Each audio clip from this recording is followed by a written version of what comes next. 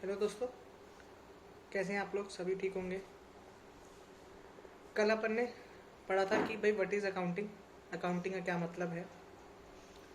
आज उसके आगे शुरू करेंगे, पर उसके शुरू करने से पहले थोड़ा सा पुराना रिकैप कर लेते हैं कि अकाउंटिंग क्या है। तो अकाउंटिंग में हमने पढ़ा था कि अकाउंटिंग एक प्रोसेस है जिसके अंदर हम फाइनेंशियल ट्रांजैक्शंस को सबसे पहले क्या करते हैं, आइडेंटिफाई करते हैं, और उन फाइनेंशियल ट्रांजैक्शन को फिर हम रिकॉर्ड करते हैं। रिकॉर्ड करने के बाद क्लासिफाई करते हैं, और फिर हम क्या करते हैं, उनको समराइज करते हैं। समराइज करने के बाद हम इंटरप्रेट करते हैं उसको और कम्युनिकेट करते हैं फाइनेंशियल इंफॉर्मेशन टू यूज़र्स। किसको करते हैं हम? यूज़र्स को। जैसे कल मैंने एग्जांपल लिया था कि आपकी मदर ने आपको 1 करोड़ रुपए दिए, तो उस 1 करोड़ रुपए में आपकी मदर ने पूछा कि भाई आपने उन 1 करोड़ रुपए का क्या किया। तो उन्होंने आपसे इन्फॉर्मेशन मांगी। इन्फॉर्मेशन क्या मांगी कि वो उस 1 करोड़ की मुझे रिपोर्ट दो, मुझे बताओ कि आपने क्या क्या किया। तो हमने उसमें प्रोसेस किया था। सबसे पहले हमने क्या किया, हमने उस पूरे जो भी हमने ड्यूरिंग द डे, पूरी दिन में जब पीरियड में हमने जो जो किया उसको आइडेंटिफाई किया। उसमें से हमने ये आइडेंटिफाई किया कि जो फाइनेंशियल रिलेटेड ट्रांजेक्शन्स कौन कौन सी थी। फिर उसको हमने रिकॉर्ड किया। रिकॉर्ड करने के बाद हमने क्लासीफाई किया उसको, और फिर हमने समराइज किया।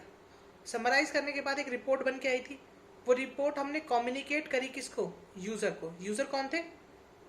हमारी मदर।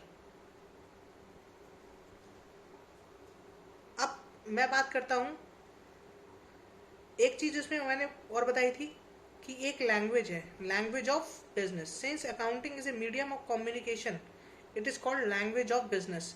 तो हम एक तरह से लैंग्वेज सीखने वाले हैं। जैसे साइंस में स्टूडेंट होते हैं वो C++ ऐसे एक्सेट्रा सीखते हैं, ऐसे हमें भी एक लैंग्वेज सीखने का मौका मिल रहा है यहाँ पे। एक अमेरिकन इंस्टीट्यूट है हमारा जो कि सर्टिफाइड पब्लिक अकाउंटेंट्स का है। उन्होंने डेफिनेशन क्या दी उसको भी पढ़ते हैं फटाफट से, कि accounting is a art of recording. Accounting क्या है? एक आर्ट ऑफ रिकॉर्डिंग है।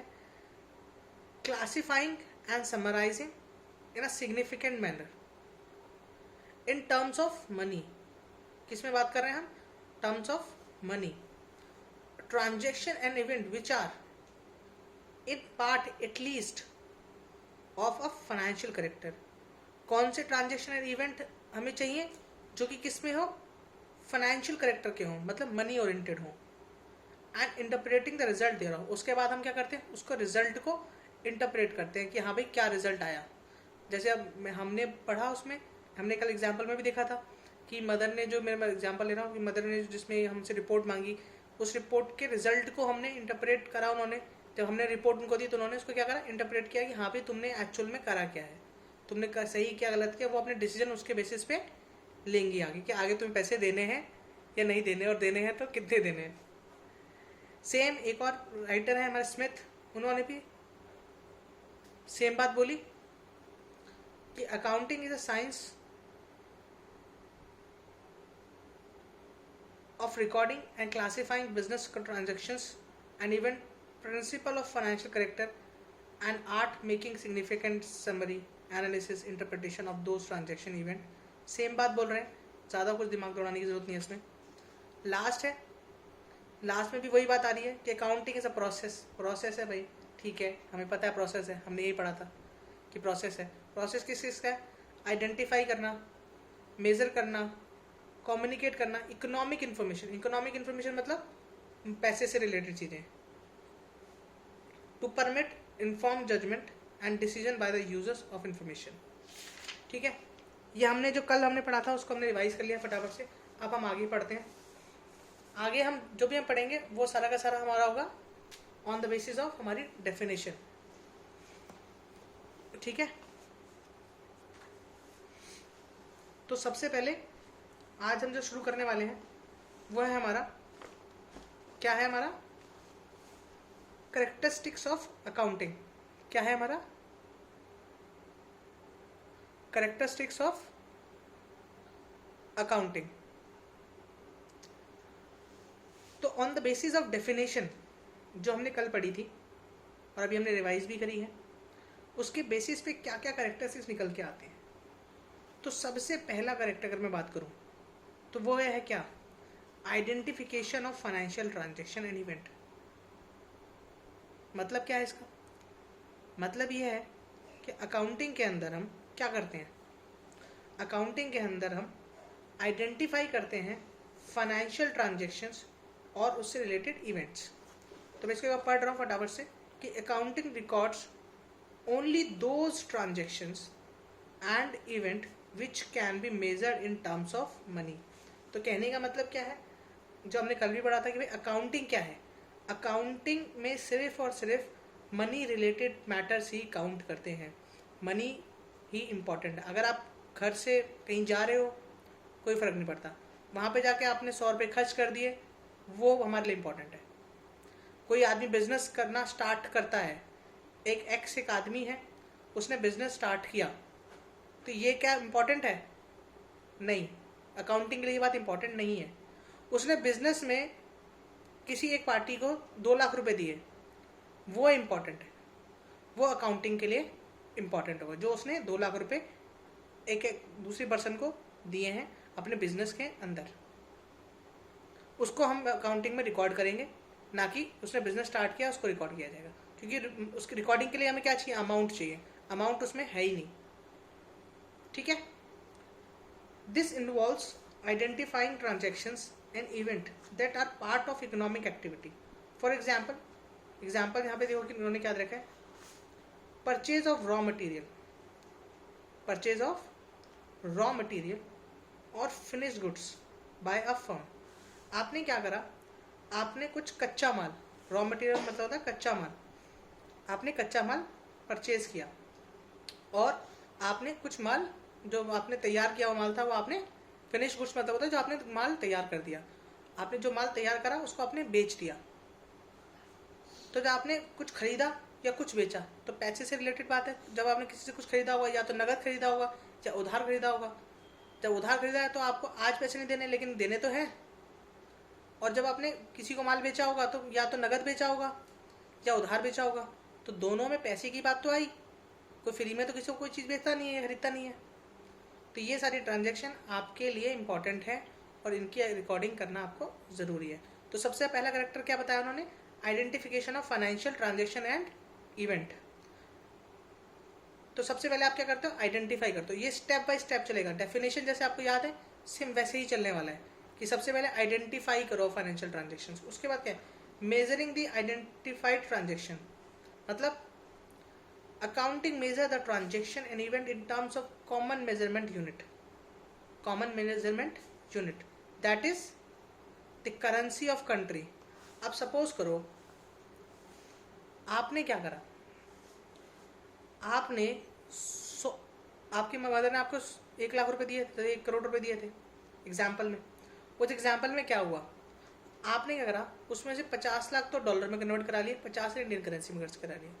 अब आप क्या कर रहे हो, अब आपने रिपोर्ट बना के दी, आपने मदर को अपनी रिपोर्ट बना के दी, ठीक है। उस रिपोर्ट में आपने क्या करा, उस रिपोर्ट में आपने क्या करा, एक रिपोर्ट बनाई आपने, उसमें तो आपने लिखा कि एक्स एक खर्चा है, वाई एक खर्चा है, जेड एक खर्चा है। यहाँ पे आपने लिखा कि मैंने इसके लिए 10 लाख रुपए खर्च किए, यहाँ पे बोल रहे हो 10 लाख डॉलर खर्च किए, यहाँ पे आप बोल रहे हो फिर से 10 लाख। अब जब रिपोर्ट, क्या इनका टोटल मैं कर सकता हूँ, क्या मैं इनका टोटल कर सकता हूँ, कर तो सकता हूँ, लेकिन ये टोटल गलत हो जाएगा। क्यों गलत हो जाएगा, क्योंकि ये तो है इंडियन करेंसी में, ये किस में है, रुपये में है, लेकिन ये चीज़ क्या है, ये डॉलर में है। तो ये तीनों चीज़ मतलब 3 में से 2 तो एक सेम चीज़ है, सेम करेंसी में, ये लेकिन अलग करेंसी में, तो ये चीज़ मेरे लिए गलत हो जाएगी। तो जब भी आप कोई चीज़ आइडेंटिफाई कर रहे हो तो उसको कॉमन करना पड़ेगा। तो आपको या तो ये तीनों के तीनों डॉलर में कन्वर्ट करो या तीनों के तीनों को इंडियन रुपीस में कन्वर्ट करो और फिर रिपोर्ट बनाओ। तो दूसरा पॉइंट क्या है हमारा, मेजरिंग द आइडेंटिफिकेशन ट्रांजेक्शन, मतलब जिस जो ट्रांजेक्शन का मेजर है वो कॉमन होना चाहिए, मेजर यूनिट मतलब जिसमें आप उसको मेजर कर रहे हो वो यूनिट कॉमन होनी चाहिए। मतलब क्या है, उसका करेंसी कॉमन होना चाहिए, जिस करेंसी में आप ट्रांजेक्शन कर रहे हो वो करेंसी आपकी कॉमन होनी चाहिए। ठीक है, आई थिंक दूसरा भी समझ में आ गया होगा। तीसरा है आपका रिकॉर्डिंग। तीसरा क्या है आपका, रिकॉर्डिंग। रिकॉर्डिंग का मतलब क्या है? रिकॉर्डिंग इज एन आर्ट, ये हमने पढ़ा भी था। Recording is an art of recording business transaction in the books of accounts. Accounting is a process of recording business transaction of financial character in the books of original entry, that is journal। मैंने आपको बताया था कल कि recording, जब भी recording का नाम आएगा,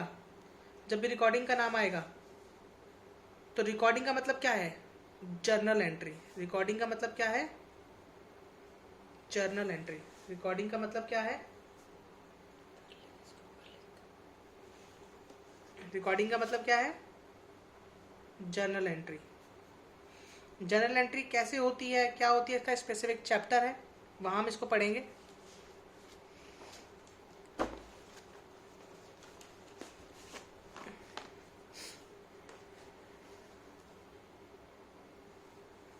जर्नल एंट्री, रिकॉर्डिंग का मतलब क्या है? जर्नल एंट्री, इसका स्पेसिफिक चैप्टर है, वहां हम देखेंगे कैसे जर्नल एंट्री डाली जाती है, क्या रूल्स एंड रेगुलेशंस हैं, तो उसको हम वहाँ डिस्कस करेंगे। अभी तक के लिए मैं बता रहा हूँ, रिकॉर्डिंग, जब भी रिकॉर्डिंग की बात करेंगे तो रिकॉर्डिंग का मतलब क्या है? Journal entry. क्लियर हुआ फुली? अगला क्लासिफिकेशन। इसमें वैसे थोड़ा सा मैं उसके बारे में बताता हूँ। जनरल एंट्री, जर्नल का मतलब, this books is further subdivided into subsidiary books such as cash journal, cash book for recording cash transaction, purchase book, purchase journal, purchase book हो गया, ये हमारी क्रेडिट परचेज और कैश परचेज के लिए होता है। सेल्स के लिए कैश सेल्स जर्नल होती है, कैश सेल्स होती है, इन सब के लिए है ये। बेसिकली जब आप जर्नल की पढ़ेंगे तो उसमें आपको बहुत सारी बुक्स पढ़नी पड़ेंगी। बहुत सारी बुक्स मतलब जब हम एंट्री करते हैं तो जिन जगहों पे एंट्री करते हैं उनको नाम दिया जाता है बुक्स या जर्नल। तो कुछ कैश में होती हैं तो उनको कैश बुक दिया जाता है नाम, कैश में सारी कैश की रिलेटेड ट्रांजेक्शन आ जाती हैं। सेल्स बुक होती है जिसमें सेल्स से रिलेटेड ट्रांजेक्शन आती हैं। परचेज बुक होती है जिसमें परचेज से रिलेटेड ट्रांजेक्शन आती हैं। ठीक है, तो इस तरीके से आपको सारी एंट्रियाँ अपनी अपनी बुक में करनी होती हैं। तो ये जब हम वहाँ पढ़ेंगे तब इसको मैं और डिटेल में एक्सप्लेन करूँगा और बहुत अच्छे से समझ में आएगा आपको, देखना आप।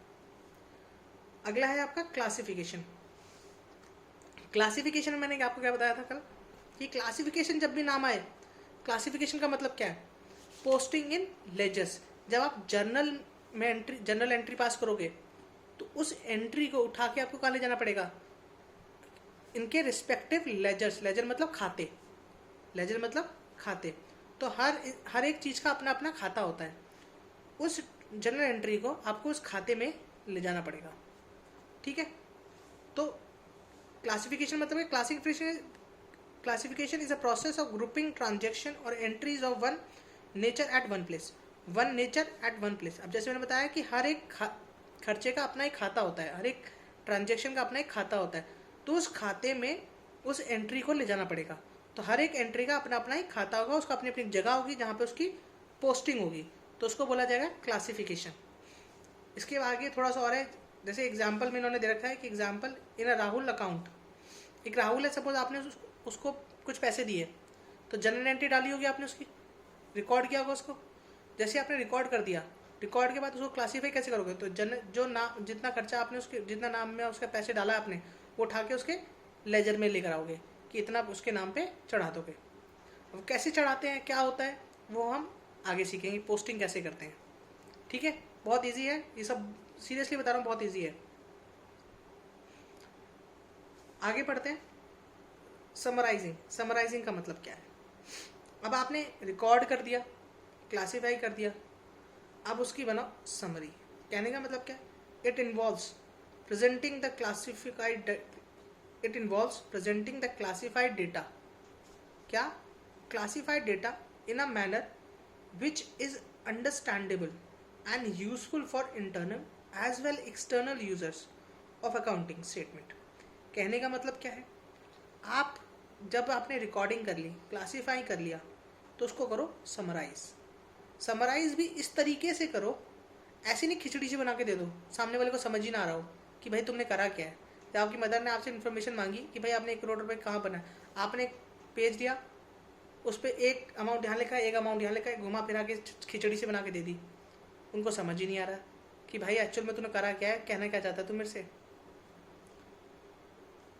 तो होगा क्या, फिर उनका रिएक्शन निकलेगा, वो उनको लगेगा बेकार है, आपको कुछ नहीं आता, आपको पैसे देना वेस्ट है, आपने सारा पैसा वेस्ट कर दिया। बेशक आपने सही जगह लगाया हो, पर इन्फॉर्मेशन सही नहीं दी उन्होंने, तुमने इन्फॉर्मेशन सही ढंग से नहीं दी, तो उनका डिसीजन अपने आप ऑटोमेटिकली बदल जाएगा। क्यों बदल जाएगा? क्योंकि उनको लगेगा आपने सही से कुछ किया ही नहीं है, बेशक आपने सब कुछ सही किया हो। तो कहने का मतलब क्या है कि जो भी समरी आपने बनाई है वो किस तरीके से होनी चाहिए, classify in a manner which understandable and useful for, understandable होनी चाहिए और यूजफुल होनी चाहिए किसके लिए, internal as well as external user. Internal मतलब तुम खुद, तुम्हारे ऑफिस में भी और लोग होंगे, मान लो सपोज तुम ऑफिस चला रहे हो, तुम्हारे साथ जो टीम में तुम्हारे साथ लोग हैं, तो वो भी जानना चाहते हैं कि हमने भाई कितना पैसा कहाँ कहाँ कैसे कैसे खर्च किया। सपोज अगर आप कोई बिजनेस कर रहे होते हैं, आपने कोई अपना कोई भी स्टार्टअप किया होता है या कोई भी आपने काम शुरू किया है, उसके लिए आपने अपनी मदर से पैसे लिए और मदर ने आपसे पूछा कि हाँ भाई आपने पैसे कहाँ कहाँ खर्च करिए, तो आपके दोस्त, आपके पार्टनर जो आपके साथ थे, उनको भी जानना है, आपके लोग आपके उनको भी जानना है कि आपने कहाँ कहाँ पैसे खर्च किए। तो उनको भी समझ नहीं आ रहा, ना आपकी मदर को समझ में आ रहा, तो क्या अगली बार जब तुम्हें जरूरत पड़ेगी पैसे की तो वो देंगी नहीं देंगी, उन्हें लगेगा आपने पैसे वेस्ट करे हैं।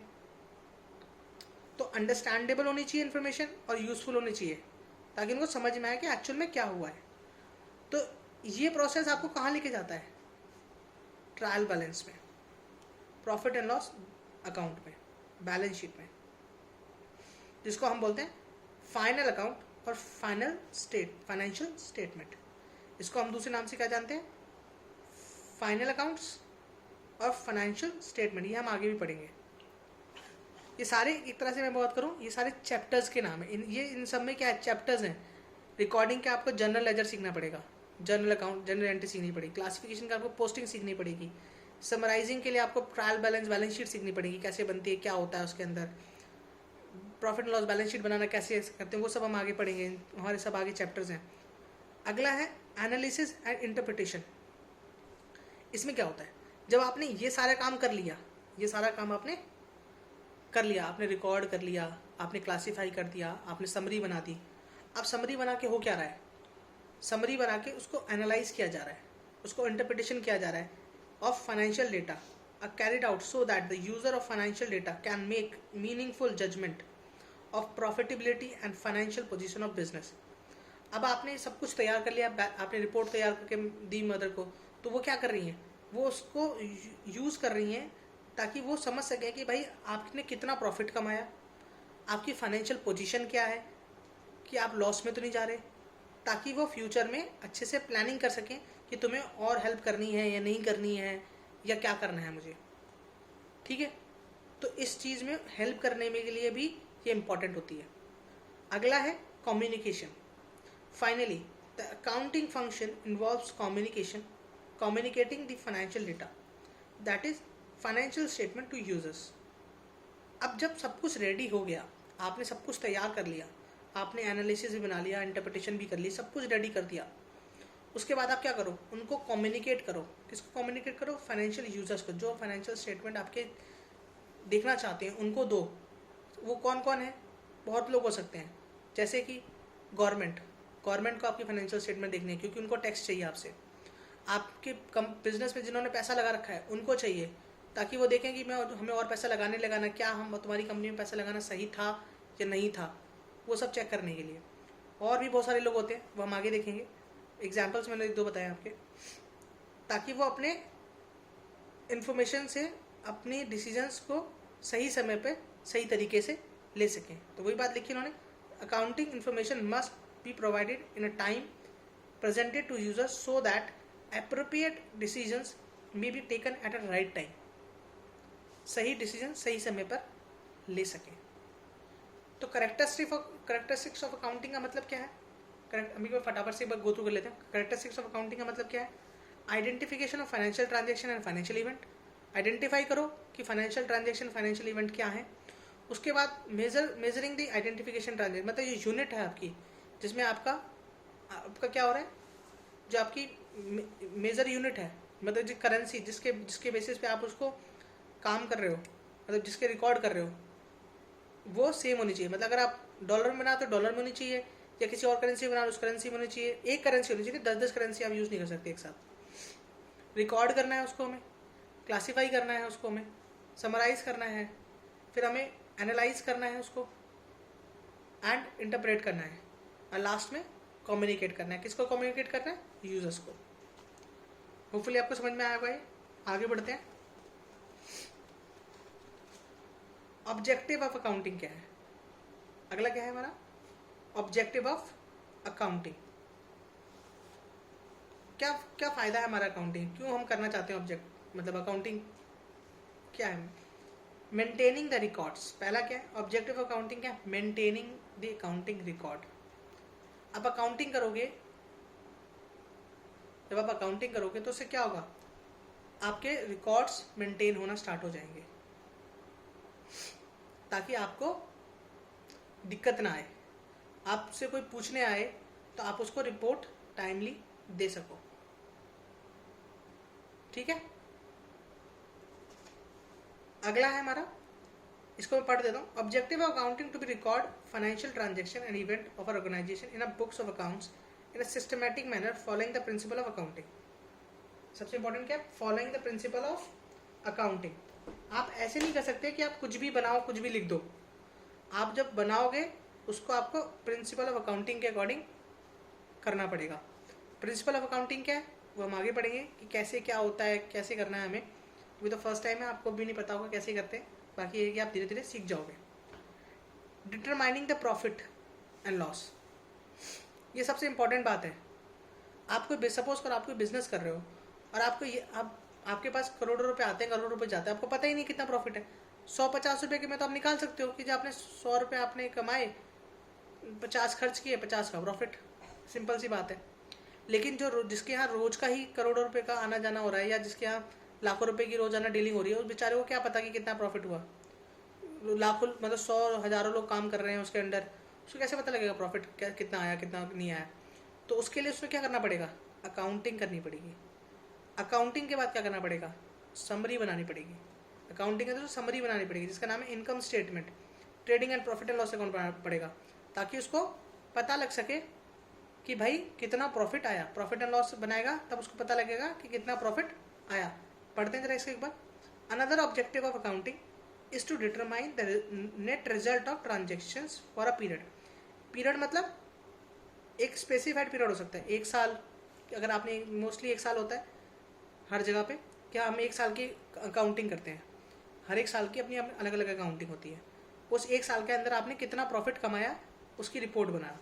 इन other words to determine whether during the period, during the accounting period, accounting period मतलब क्या है? एक साल। एक साल कौन सा? 1 अप्रैल से लेकर 31 मार्च तक। द फर्म अर्नड प्रॉफिट और incurred losses. For this purpose, a statement called income statement or trading and profit and loss account is prepared. और इसके लिए हम क्या बनाते हैं? इनकम स्टेटमेंट या trading and profit and loss account. Revenue resulting from the transaction of a period are recorded in a credit and expenses in debit. जो भी आपकी इनकम होती है उसको आपको क्रेडिट साइड में बुक करना होता है और एक्सपेंसेस को डेबिट साइड में, और जो भी डिफरेंस होता है दोनों साइड का वो प्रॉफिट या लॉस कहलाता है। ठीक है, आगे बढ़ते हैं। डिटरमाइनिंग द फाइनेंशियल पोजीशन, अगला सबसे इंपॉर्टेंट पॉइंट क्या है कि इससे अकाउंटिंग करने से आपको पता लगता है कि एक पर्टिकुलर दिन आपकी क्या स्थिति है, आप कहाँ खड़े हो, आपके पास कितने एसेट हैं, कितने लाइबिलिटी है। मतलब एसेट लाइबिलिटी का मतलब है आपके पास संपत्ति कितनी है, कितने देनदारी है, कितनी लेनदारी, किसको कितना देना है, किसको कितना लेना है एक पर्टिकुलर दिन पे। ये सारी कहानी कौन बताता है आपको? Balance sheet. कौन बताता है? Balance sheet. Another objective of accounting is to determine the financial position. It is also known from the balance sheet, is also known from the balance sheet. इसको हम और क्या कहते हैं, बैलेंस शीट कहते हैं।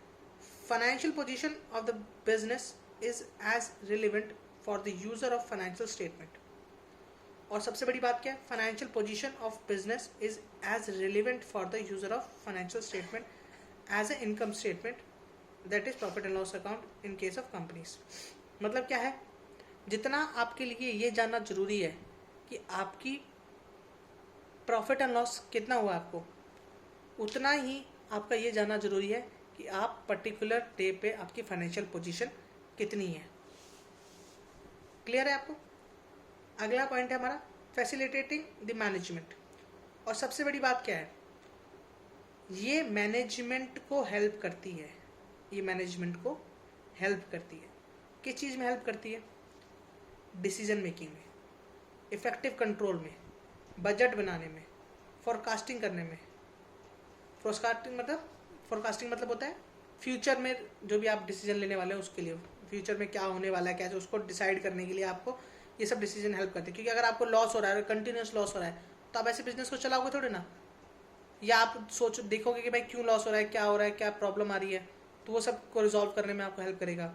ठीक है, अगर आपको पैसे की ज़्यादा आपको दिख रहा है कि भाई लॉस इस वजह से हो रहा है कि भाई एक प्लांटर मशीनरी और चाहिए हमें, तो आप उस प्लांटर मशीनरी को लगवाओगे, तो उसके लिए पैसा चाहिए, तो वो सारी चीज़ें अरेंजमेंट्स करोगे।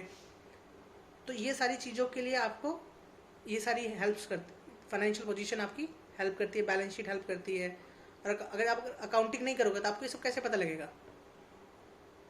तो ये सारी चीज़ें आपको अकाउंट्स हेल्प करता है। अकाउंट्स बनाओगे तो आपको ये सारी चीज़ इन्फॉर्मेशन मिलेगी, और इन्फॉर्मेशन मिलेगी तो आप अच्छे से डिसीजन ले पाओगे, अच्छे से लोगों को हेल्प कर पाओगे। अगला है providing accounting information to users. अगला क्या है हमारा? Providing accounting information to users. ये हमारे यूजर्स को इन्फॉर्मेशन प्रोवाइड कराता है। Yet another objective of accounting is to provide the accounting information to users, both internal and external, who analyze them as per their need. और वो लोग क्या करते हैं भाई, जब आपके पास इन्फॉर्मेशन आएगी, अब जैसे सपोज करो, अगर मैं एग्जांपल लूँ कल वाला ही, उसी एग्जांपल को रिपीट करूँ, तो तुम्हारे लिए क्या इंपॉर्टेंट है? कल तुम्हारे को सपोज करो किसी ने, तुम एक बिजनेस स्टार्ट कर रहे थे, तुमने बिजनेस स्टार्ट किया और किसी से आपने पैसे लिए, बैंक से आपने पैसे लिए सपोज, तो बैंक क्या जानना चाहेगी आपसे वो क्या जानना चाहेगी कि जो उन्होंने पैसा दिया क्या वो सही जगह पे लगा नहीं लगा। तो वो आपकी फाइनेंशियल पोजीशन देखेगी, आपका प्रॉफिट एंड लॉस देखेगी कि बंदा मैंने इसको पैसा दिया था तो उस पैसे से बिजनेस प्रॉफिट कमा रहा नहीं कमा रहा, क्या मेरा इंटरेस्ट दे पा रहा नहीं दे पा रहा, ठीक है, या भविष्य में दे पाएगा नहीं दे पाएगा, वो ये देखना चाहेगी। क्योंकि अगर नहीं दे पाएगा तो क्या करेगी वो, आपके बिजनेस को बंद करवाएगी, होगा कि भाई मेरा पैसा वापस करो, जो भी आपके पास संपत्ति उसको बेच देगी। और आप क्या देखना चाहोगे? आप खुद ये देखना चाहोगे कि क्या नाम है भाई, मैं प्रॉफिट कमा रहा हूँ नहीं कमा रहा, मैंने इतने पैसे लगा दिए, मैंने बैंक से भी लेके लगा दिए, अपनी जेब से भी लगा दिए, तो मैं क्या प्रॉफिट कमा रहा हूँ नहीं कमा रहा। तो ये सब चीज़ें आपको कहाँ से पता लगेंगी? जब तक आप रिकॉर्ड्स नहीं मेंटेन करोगे, जब तक आप अकाउंटिंग नहीं करोगे, तो आपको कैसे पता लगेगा कि हाँ भाई कितना प्रॉफिट हो रहा है, कितना लॉस हो रहा है मुझे। ठीक है, लास्ट है protecting business assets. Protecting businesses. Another objective of accounting is to have a record of asset owned by business. Asset owned by business. Accounting maintain records of assets owned by the business which are enable the management to protect them and exercise control. जब आप suppose करो, अब जब आपका मतलब 100 करोड़ का business है, suppose करो आपका 100 करोड़ का बिजनेस है, अब 100 करोड़ वाले बिजनेस में आपके पास लाखों एसेट्स होंगे। एसेट मतलब आपकी संपत्ति, जैसे मान लो आपके पास कार हो सकती है, आपके पास कंप्यूटर हो सकते हैं, ये सारे आपके क्या कहलाते हैं? एसेट्स कहलाते हैं। ठीक है, एसेट्स में और भी मतलब होता है, डेटर होता है, जैसे जिस चीज़ आपको पैसा लेना है,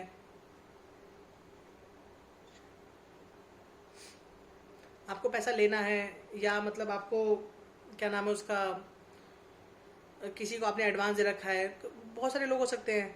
तो आपको कैसे पता लगेगा किससे आपको पैसा लेना है, कितना आपके पास एसेट, मतलब कितने आपके पास फिक्स एसेट्स हैं, मतलब और कौन कौन से लोग हैं जिनको आपने माल बेचा था उनसे पैसा नहीं आया है। तो ये सारी चीज़ें किसकी वजह से पता लगेंगी? अकाउंटिंग की वजह से। और उन्हीं के तरीके से फिर आप उनसे पैसा ले पाओगे। अदरवाइज इतना बड़ा बिजनेस है, आपको कैसे पता लगेगा कितना पैसा आपको किससे लेना है, क्या करना है, कैसे करना है। तो ये सारी कौन हेल्प कर रहा है आपको? अकाउंटिंग हेल्प कर रही है आपको, ताकि आप इन सब चीज़ों को प्रॉपरली तरीके से मैनेज कर पाए। अगला है आपका functions of accounting. Functions of accounting, maintaining systematic accounting records. सबसे पहला क्या है, अब मोस्टली चीज़ें रिपीट होने वाली हैं, लगभग चीज़ें हमने डिस्कस कर ली है, अब मोस्टली चीज़ें रिपीट ही होंगी। जैसे maintaining systematic accounting record. Systematic accounting record का मतलब क्या है भाई? प्राइमरी फंक्शन है कि भाई आपको अकाउंटिंग के रूल्स प्रिंसिपल्स फॉलो करने हैं। जब आप इनको फिर फॉलो नहीं करोगे तो आपके उल्टे सीधे आप रिकॉर्ड्स मेंटेन करोगे। तो जब इनको फॉलो करोगे तो ऑटोमेटिकली आपके जब आपकी अकाउंटिंग बनेगी, रिकॉर्डिंग होगी, जर्नल एंट्री पहले करोगे, फिर उसके बाद उसको पोस्टिंग करोगे, फिर समरी बनाओगे, प्रॉपरली सारे रूल्स रेगुलेशन फॉलो कर रहे हो अकाउंटिंग के, तो अपने आप ही सिस्टमेटिकली आपकी चीज़ें मेंटेन होने लग जाएंगी। और वही इन्फॉर्मेशन अगर आपने अकाउंटिंग सही से नहीं करी है तो जो इन्फॉर्मेशन आपकी निकले के आएगी वो गलत हो जाएगी। वो जब गलत होगी तो क्या होगा, उसका कोई रेलिवेंस रहेगा ही नहीं। तो मैं एक बार पढ़ रहा हूँ इसको। The primary function of accounting is to maintain systematic accounting records of financial transactions and event. It means that accounting records should be maintained following the accounting rules, principle and concept. It is also because reliable financial statement can be drawn if proper accounting records are maintained. तो वही बात जो मैंने आपको दोहराई, वही सारी बात कह रखी इन्होंने कि अगर आपने सारे रूल्स एंड रेगुलेशन फॉलो करे हैं तो ही आपकी सही इन्फॉर्मेशन बनेगी, अदरवाइज नहीं बनेगी। तो अब अगर आप अकाउंटिंग कर रहे हो, ढंग से कर रहे हो, तो आपके सिस्टमेटिक इन्फॉर्मेशन आएगी अपने आप automatically. Preparation of financial statement. अगर जब आप अकाउंटिंग करोगे, समरी बनाओगे तो क्या होगा, फाइनेंशियल ट्रांजेक्शन आएगी। अब जब फाइनेंशियल स्टेटमेंट बनेगी, फाइनेंशियल स्टेटमेंट मतलब क्या है, फाइनेंशियल स्टेटमेंट मतलब क्या है, profit and loss account and balance sheet. Profit and loss के साथ आप बनाओगे trial balance, trading and profit and loss account. तो financial statement includes final account preparation at the end of accounting period. और ये कब बनता है हमारा, जब हमारा साल खत्म हो जाता है, उसके बाद हम बनाते हैं।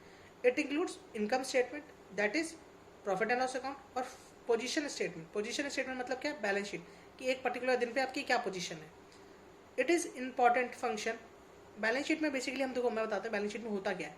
बैलेंस शीट में जब आपका साल खत्म हो जाता है, जैसे 31 मार्च को आप किस किस को कितना पैसा देना है, किस किस से कितना पैसा लेना है, किसको आपने एडवांस दे रखा है, उनसे कितना पैसा बाकी रह गया आना, किससे आपने एडवांस लिया है, उसको कितना पैसा देना बाकी रह गया है, ठीक है, कितना टैक्स आपको देना है गवर्नमेंट को, कितने आपके पास संपत्ति है, मालिकों का कितना पैसा लगा हुआ है आपकी कंपनी में, वो सारी इन्फॉर्मेशन आपकी बैलेंस शीट में आती है।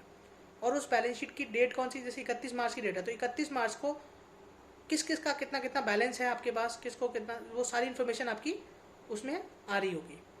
तो बैलेंस शीट आपको वो बताती है। प्रॉफिट एंड लॉस क्या बताता है कि पूरे साल में आपने कितना कितना खर्चा किया, कितनी कितनी इनकम हुई, कौन कौन सी इनकम हुई, कौन कौन से खर्चे हुए, सैलरी में आपने कितना खर्च किया, वो सारी चीज़ें आपको कौन बता रहा है, प्रॉफिट एंड लॉस अकाउंट या इनकम स्टेटमेंट।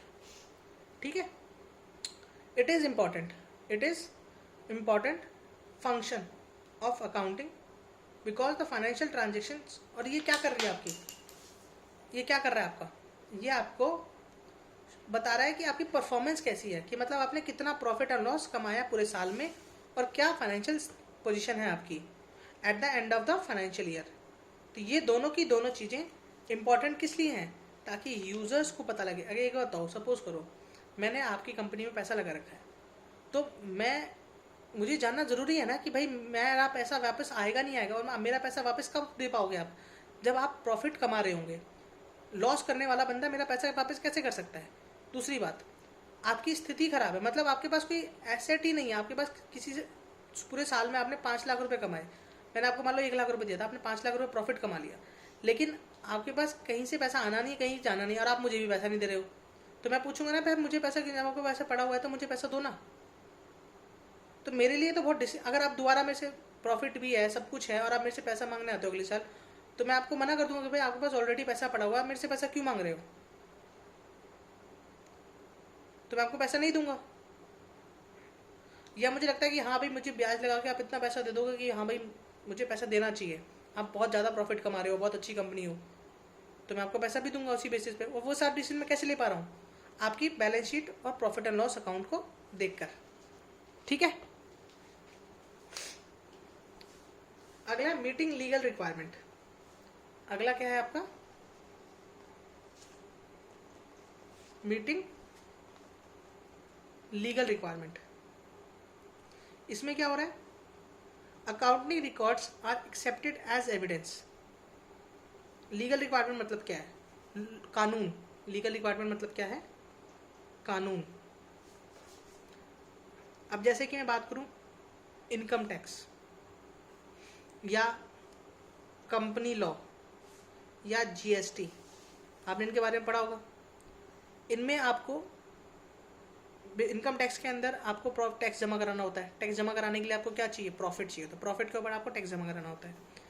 जीएसटी में क्या होता है, आपने जो इतना माल बेचा खरीदा है उसकी डिटेल जाती है, तो उसके बेसिस आपको टैक्स जमा कराना पड़ता है या आपको बेनिफिट मिलता है वो देखा जाएगा उसके बेसिस पे। कंपनी लॉ में क्या होता है, भाई आपको अपनी बैलेंस शीट जमा करानी होती है। तो ये सारी रिक्वायरमेंट कैसे पूरी हो रही हैं, अकाउंटिंग की वजह से। क्यों पूरी हो रही है अकाउंटिंग की वजह से, क्योंकि जब आपने प्रॉपरली सिस्टमेटिकली अपने अकाउंट्स मेंटेन किए हैं तो आपके एविडेंस के रूप में क्या जाएगा, सरकार आपसे पूछेगी कितना प्रॉफिट कमाया आपने, तो सरकार को आप क्या दोगे, अपना प्रॉफिट एंड लॉस अकाउंट, कि जी मैंने इतना प्रॉफिट कमाया और ये मेरी इस साल की स्थिति है और उसके बेसिस पे मेरा इतना टैक्स बनता है, आप ये लीजिए। तो उसमें आपकी बैलेंस शीट जा रही है, बैलेंस शीट जाके वो चेक करेंगे हाँ भी आपने इतना पैसा, बैलेंस शीट और प्रॉफिट एंड लॉस जा रहा है, उसको वो चेक करेंगे, उसके बेसिस वो उसको एविडेंस के रूप में देखेंगे और उसके बेसिस पे ही आपका टैक्स का कंप्यूटेशन होगा कि हाँ भी आपने इतना पैसा कमाया है, उस पर इतना टैक्स निकल के आया है। जीएसटी में क्या होगा, जीएसटी में आपका डिटेल जाएगा, बैलेंस शीट और प्रॉफिट एंड लॉस सेम, मतलब आपकी सॉरी बैलेंस शीट नहीं जाएगा, सेल्स की डिटेल, सेल और परचेज की डिटेल जाएंगी, और आपने जो भी यहाँ पे जहाँ पे आपने जीएसटी करा है वो सारी चीज़ें जाएंगी। ठीक है, अब ये सारी चीज़ें कहाँ होंगी, आपकी प्रॉफिट एंड लॉस में आ रही होंगी, उससे चेक हो जाएगा वो। और आपकी सेल्स डिटेल आप हर पीरियड, एक स्पेसिफाइड पीरियड के टाइम पे आप भरते होंगे, तो वो सारी वहाँ से चेक हो रही होंगी। तो जब तक आप प्रॉपरली अकाउंटिंग नहीं कर रहे हो, आप प्रॉपरली अकाउंटिंग नहीं कर रहे हो, तो क्या आप अपनी लीगल रिक्वायरमेंट पूरी कर पाओगे, नहीं कर पाओगे। तो इसीलिए अकाउंटिंग का एक सबसे इम्पॉर्टेंट फंक्शन क्या है, आपकी लीगल रिक्वायरमेंट को पूरी करने में वो आपकी हेल्प करता है। फोर्थ पॉइंट क्या है, communicating the financial information. Communicating the financial information, आपकी फाइनेंशियल इन्फॉर्मेशन को वो कम्युनिकेट करता है। किसको कम्युनिकेट करता है, यूजर्स को। कौन से यूजर्स, आपके फाइनेंशियल यूजर्स। कौन कौन हो सकते हैं, इंटरनल हो सकते हैं, एक्सटर्नल हो सकते हैं। इंटरनल भी बहुत सारे होते हैं, एक्सटर्नल कौन कौन से होते हैं, मैनेजमेंट हो गया, बैंक हो गया, एम्प्लॉय हो गया, गवर्नमेंट हो गई। ठीक है, असिस्टेंट मैनेजर, मैनेजमेंट की हेल्प करते हैं। मैनेजमेंट की हेल्प कैसे कैसे करेंगे भाई, ऑलरेडी बता चुका हूँ कि भाई उनको हेल्प करते हैं डिसीजन लेने में कि भाई कहाँ कहाँ कमियाँ हो रही हैं, कहाँ कहाँ मेरा पैसा ज़्यादा खर्च हो रहा है, मुझे खर्च नहीं करना चाहिए, या मेरे रिकॉर्ड प्रॉपरली हो रहे नहीं, भाई एसेट्स का कंट्रोल करने में, उनको बचाने में, ये सब चीज़ों में मेरे को कौन हेल्प कर रहा है, अकाउंटिंग हेल्प कर रही है। क्लियर है, आगे बढ़ते हैं। अगला कौन टॉपिक है हमारा, advantage of accounting. Advantage of accounting में क्या है, 10 पॉइंट है, बहुत ही बेसिक पॉइंट है, ऑलरेडी हमने पढ़ लिए हैं। फटाफट से एक बार रीड आउट मारते हैं इनको। पहला क्या है, financial information about business. Advantage क्या है, क्या क्या एडवांटेज मिलता है आपको इससे। सबसे पहला एडवांटेज क्या है कि ये आपको हेल्प करता है, ये आपको क्या दे रहा है, इन्फॉर्मेशन दे रहा है बिजनेस की। ये आपको क्या दे रहा है, इन्फॉर्मेशन दे रहा है बिजनेस की, कि आपने कितना प्रॉफिट कमाया, कितना लॉस कमाया, क्या हुआ, क्या स्थिति है, कैसी है, वो सारी चीज़ें कौन बता रहा है, अकाउंटिंग बता रही है। मैनेजमेंट की हेल्प करना, कंट्रोल करना अपने एसेट्स को, डिसीजन में हेल्प करना, ये सारी चीज़ें कौन करता है, अकाउंटिंग करता है। रिप्लेस मेमोरी, अभी को बताओ, जब आप अकाउंटिंग करते हो तो आपको अपना दिमाग दौड़ाने की ज़रूरत है क्या, नहीं ज़रूरत है। कुछ याद करने की ज़रूरत है, नहीं ज़रूरत है। आपको सीधा अगर कुछ को आपको याद करना है कि हमें किसको कितना पैसा देना है, आप अपने सीधे खाते देखो, लेजर्स खोलो, उसमें पता लग जाएगा आपको भाई किस एक्स को कितना देना है। जैसे रमेश को आपको पेमेंट करनी है, कितनी पेमेंट करनी है रमेश को, वो सारी कौन बता देगा, अकाउंटिंग बता देगा। आपने सीधा लेजर खोला, आपको याद करने की जरूरत थोड़ी ना है, आपको दिमाग दौड़ाने की जरूरत नहीं है, अपना दिमाग को रिलैक्स करो, सिर्फ बिजनेस में लगाओ, अकाउंटिंग में लगाने की जरूरत नहीं है। अकाउंटिंग में तो अपने आप सारा रिकॉर्ड मेंटेन हो रहा है, वहाँ से आपको इन्फॉर्मेशन आराम से मिल जाएगी। अगला है फैसिलिटेटिंग दी कंपैटिटिव स्टडी, मतलब सिस्टमैटिक रिकॉर्ड। अगर आप सिस्टमैटिक रिकॉर्ड बना रहे हो, हर साल का बना रहे हो, तो आपको एक कंपैरेटिव इन्फॉर्मेशन आएगी। कंपैरेटिव मतलब कंपैरिजन बन के आ जाएगा कि पिछले साल में आपने कहाँ कहाँ कितना कितना रुपये खर्च किया था, इस साल में आपने कितना कितना खर्च करो, पिछले साल कितनी कितनी इनकम थी, इस साल कितनी कितनी इनकम है, कहाँ कहाँ से कैसी कैसी इनकम आ रही है, पिछले साल किसका कितना पैसा ड्यू रह गया था, इस साल कितना पैसा ड्यू रह गया, पिछले साल कितने एसेट थे, इस साल कितने एसेट्स हैं। वो सारी इन्फॉर्मेशन अपने आप बन के आ जाएगी, आपको कुछ करने की ज़रूरत नहीं है उसमें। तो ये सारी इन्फॉर्मेशन कौन दे रहा है, अकाउंटिंग की वजह से मिल रही है हमें। Facilitates settlement of tax liability, मतलब ये आपको हेल्प कर रहा है किसमें, टैक्स लायबिलिटी को सेटल कराने में। कैसे हेल्प कर रहा है भाई, जब आप प्रॉपरली सिस्टमेटिकली अपने अकाउंट्स मेंटेन कर रहे हो, तो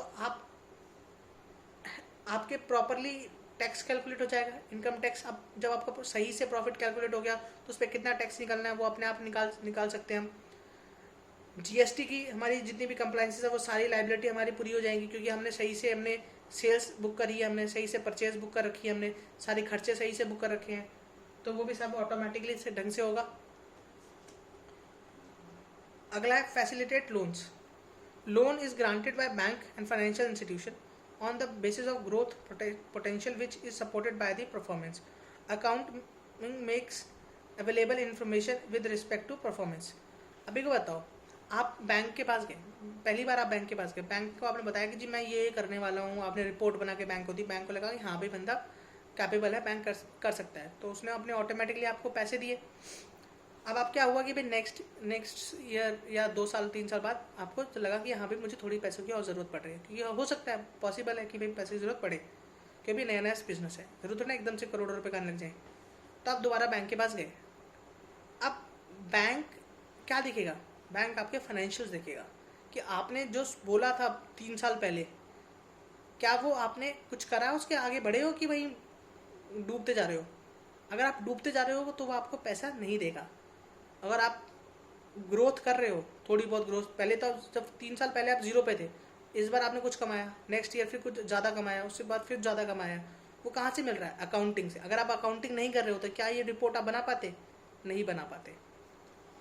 तो परफॉर्मेंस आपकी परफॉर्मेंस चेक कैसे हो रही है, अकाउंटिंग की वजह से, क्योंकि आपने प्रॉपरली अकाउंटिंग करी है, प्रॉपरली उसको आपने रिकॉर्ड मेंटेन किए हैं, प्रॉपर समरी बनाई है, सिस्टमेटिक तरीके से आप चले हो, तो वो सारी परफॉर्मेंस आपकी निकल के आ रही है वहाँ से अकाउंटिंग रिपोर्ट से कि हाँ जी ये मेरी परफॉर्मेंस है, उसके बेसिस पे आपको वो डेफिनेटली लोन देगा।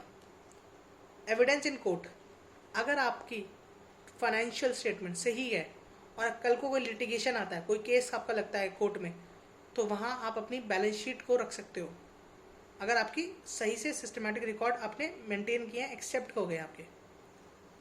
Facilitate sales of business, if someone desires to sell his business, अगर आप चाहते हो कि आप अपना बिजनेस को बेचना चाहते हो, तो आपके अकाउंटिंग अगर आपने सही से मेंटेन करी है, तो वो आपको क्या करेगा, हेल्प करेगा प्रॉपर परचेज प्राइस डिटरमाइन करने में, कि कितना क्या परचेज प्राइस होना चाहिए उस बिजनेस का। ठीक है। Assist in event of insolvency, कभी ना कभी गलती से कभी आप दिवालिया घोषित हो जाते हो, तो वहाँ पे भी आपको उस केस में भी जब इंसॉल्वेंसी हो जाती है, आपके पास पैसा नहीं रहता, तो उस चीज़ को भी डिटरमाइन करने में वो हेल्प करता है कि हाँ भाई ठीक है, आप नहीं क्या नाम है, सब कुछ आपके पास पैसा नहीं रहा, आपको दिक्कत परेशानी है, तो उस चीज़ को भी एक्सप्लेन करने में कौन हेल्प कर रहा है, आपका बिजनेस हेल्प कर रहा है, बिजनेस कर रहा हूँ, अकाउंटिंग हेल्प कर रही है। 10th पॉइंट है हेल्प इन पार्टनरशिप अकाउंट्स। आपके पार्टनरशिप 2 बंदे एक साथ काम कर रहे हैं, ठीक है, अब कौन सा बंदा क्या कर रहा है क्या नहीं कर रहा, वो सारी बात at the time of admission of और रिटायरमेंट और डेथ और इन case of dissolution of firm, the accounting records is virtual important and use because it is provide the basis for each of settlement. जब आपने सब कुछ ढंग से किया होगा, प्रॉपरली आपने अकाउंटिंग करी होगी, तो जब आपके पार्टनरशिप खत्म हो जाएगी, सपोज करो कल को आपको पार्टनरशिप खत्म होती है, तो उसमें क्या होगा, आपके जो भी पार्टनर के बीच में लड़ाइयाँ नहीं होंगी और प्रॉपर तरीके से सेटलमेंट हो जाएगा कि जी किसने कितना पैसा लगा, किसका कितना निकल रहा है। अगर आपने प्रॉपरली नहीं करी तो लड़ाई होंगी, लड़ो या दूसरे का सिर फोड़ो फिर तो बैठ के, अगर मेरा इतना निकल रहा है, नहीं मेरा इतना निकल रहा है, मैंने इतने लगाए थे, मैंने इतने लगाए थे, करते रहो डिसाइड बिना अकाउंटिंग के। हेल्प इन डिसीजन मेकिंग, ये तो मैं 10 बार बोल चुका हूँ, डिसीजन मेकिंग में कैसे हेल्प कर सकता है कि भाई प्रॉपरली आपने अगर आप बड़ा बिजनेस करें तो भाई बड़ा डिसीजन लेने में आपको withdraw proprietor price at which goods should be sold, आप ये सब चीज़ कैसे निकाल, प्राइस कितने प्राइस में आपको माल बिकना चाहिए, कैसे नहीं बिकना चाहिए, वो सारी चीज़ कौन बताएगा, अकाउंटिंग ही बता सकती है आपको। अकाउंटिंग नहीं करोगे तो आप पता नहीं लगा सकते कि भाई मेरा कितने रुपये का, सपोज करो मैंने एक गुड्स बनाया, गुड्स में मैंने कोई माल बनाया है, मैं कोई चीज़ बना रहा हूँ, उसमें मैंने कितने रुपए खर्च कर दिए, वो मैं कैसे निकाल सकता हूँ, तब तो मैं अकाउंटिंग नहीं करूँगा तो मुझे कैसे पता लगेगा कि मैंने इस माल को बनाने में, इस प्रोडक्ट को बनाने में मैंने कितना पैसा खर्च कर दिया।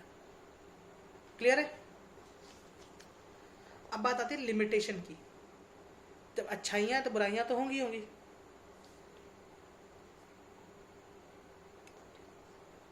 अच्छाइयाँ हैं तो बुराइयाँ तो होंगी होंगी।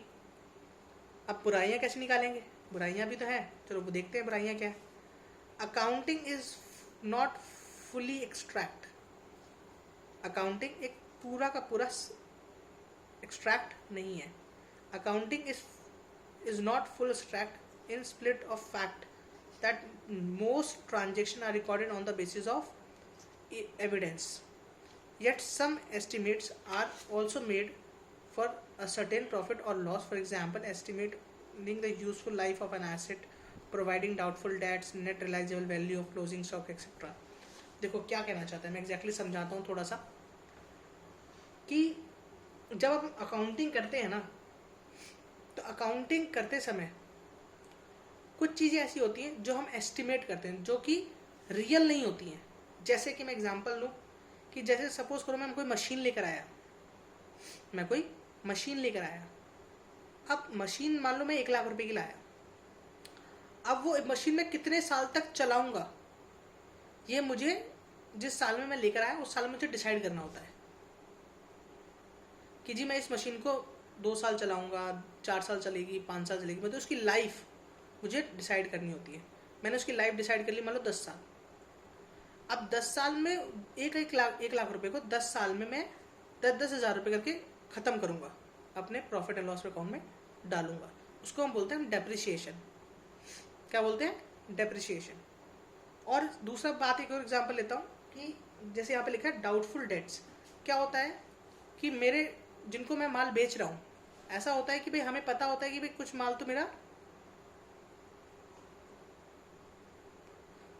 मेरा बिकेगा, मतलब कुछ माल का पैसा मुझे वापस नहीं आने वाला है, तो उस माल के पैसे को मेरा डूब जाएगा वो, तो उसको मैं राइट ऑफ करता हूँ। Right of in the sense मतलब उसको मैं अपने खातों में से हटाता हूँ कि ये पैसा तो मुझे मिलने वाला ही नहीं है। मतलब मैंने 1 लाख रुपए का माल बेचा तो मुझे 5% पैसा मुझे मार्केट से आएगा ही नहीं वापस, वो डूब जाएगा, तो उसको मैं ख़त्म करता हूँ, बेशक वो मिल जाए मुझे। तो ये सब क्या है? एस्टिमेट कर लिया मैंने। जरूर थोड़े ना ऐसा हो, ज़्यादा भी पैसा डूब सकता है, कम भी डूब सकता है। या मेरा एसेट मैं बोल रहा हूँ 5 साल में होगा तो वो 2 साल में आधी ख़त्म हो जाए। तो ये सब क्या है? एस्टिमेट है, ये पूर्णतः सत्य नहीं है। तो अकाउंटिंग में ये एक लिमिटेशन है कि इसके अंदर हम एस्टिमेट बनाते हैं जो कि रियल नहीं होते। तो ये accounting is not fully exact, जैसा है वैसा नहीं होता। कुछ चीज़ें हमें बनानी पड़ती हैं एस्टिमेट बेसिस पे। अनरियलिस्टिक इन्फॉर्मेशन, अगला पॉइंट क्या है मेरा? Unrealistic information. इसके बारे में पढ़ते हैं। अकाउंटिंग इन्फॉर्मेशन में not be realistic since accounting statement are prepared following the accounting concept and conventions. For example, under the going concern concept, देखो अकाउंटिंग एक अनरियलिस्टिक इन्फॉर्मेशन है। क्यों है? क्योंकि ये अकाउंटिंग कॉन्सेप्ट और कन्वेंशंस पे चलती है। जैसे एग्जांपल लूँ, एक एग्जांपल है गोइंग कंसर्न कॉन्सेप्ट। इसका मतलब क्या होता है? इसका मतलब होता है कि अकाउंटिंग करते समय आपको ये सोचना होता है कि मेरा बिजनेस अनंत काल तक चलता रहेगा, मतलब अनफोर्सिएबल फ्यूचर।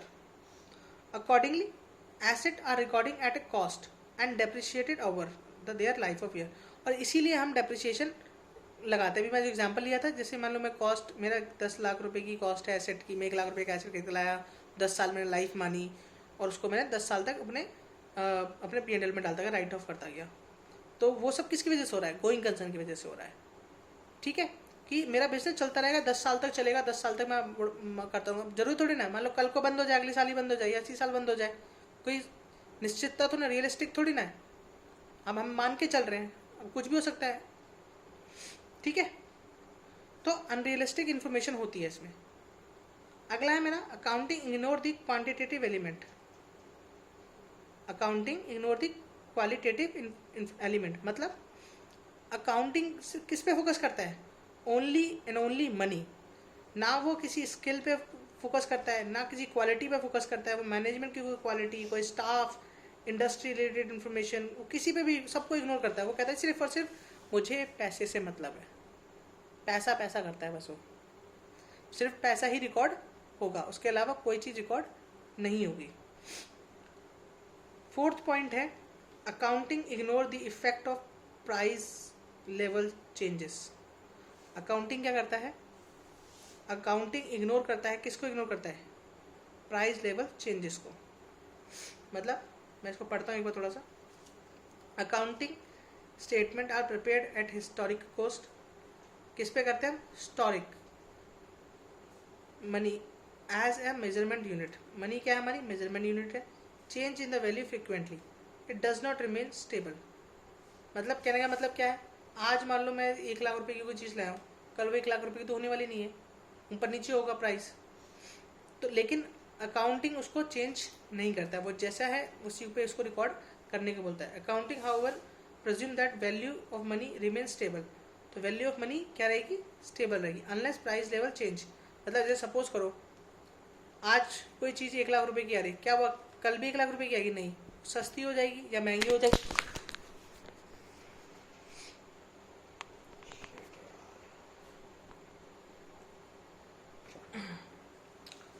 फोर्थ पॉइंट है हमारा accounting ignore the effect of price level change.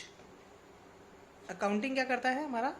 Ignore करता है प्राइस लेवल चेंज। इसका कहने का मतलब क्या है? अकाउंटिंग में हम ना, हमारे साथ क्या होता है कि हम जो भी ट्रांजेक्शन रिकॉर्ड करते हैं वो करते हैं हिस्टोरिक कॉस्ट, मतलब जो भी कॉस्ट हमने खर्च करी थी उस पर।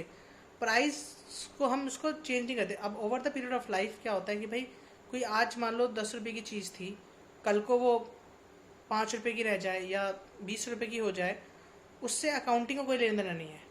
वो कहता है जी 10 रुपये खर्च किए थे तो 10 रुपये पे रिकॉर्ड करो, कल को प्राइस घटे घटे उससे हमें कोई लेना देना नहीं है। अब फाइनेंशियल पोजीशन जब हम बना रहे होंगे उसमें हमने कोई एसेट दिखा रखा है, अब वो एसेट दिखा रखा है 100 रुपये का, लेकिन आज उसकी कॉस्ट है मान लो 20 रुपये ही, तो गलत बात है ना कि मतलब कोई चीज़ हमने 20 रुपये की दिखा रखी है, जबकि मतलब 100 रुपये की दिखा रखी है, जबकि आज की स्थिति में उसको 20 रुपये भी कोई पूछ नहीं रहा ढंग से, तो उसको 20 रुपये दिखाना चाहिए। तो अकाउंटिंग कहते हैं नहीं, हमने 100 रुपये खर्च किए थे, हम 100 रुपये दिखाएंगे। तो ये एक लिमिटेशन है अकाउंटिंग। अगला है हमारा अकाउंटिंग में लीड टू विंडो ड्रेसिंग। मतलब क्या है? The term window dressing means manipulating of accounts in a way so as to conceal the virtual fact and present the financial statement to show a better position than what it actually is। कहने का मतलब क्या है कि जब हम accounting करते हैं तो हम थोड़ा साफ सफाई भी करते हैं। साफ सफाई कैसे करते हैं? मतलब कि जो पोजीशन उसकी है एक्चुअल में वो नहीं दिख रही, हम उसको थोड़ा सा साफ करके थोड़ा अच्छा कर देते हैं, जिसकी वजह से हम थोड़ा सा उसको अच्छे से बना सके। ठीक है, अब हमारे कुछ टॉपिक्स रह गए हैं, जैसे कि मेरा role of accounting in a business, accounting process, basic accounting, book keeping क्या होता है, और थोड़े बहुत इंपॉर्टेंट टॉपिक्स हैं इसी चैप्टर के, वो हम कल पढ़ेंगे। एंड आप इसको एक बार रिवाइज कर लेना, बाकी आपको और अपने बताना कि आप लोगों को कैसा लगा ये। ठीक है, चलिए, थैंक यू।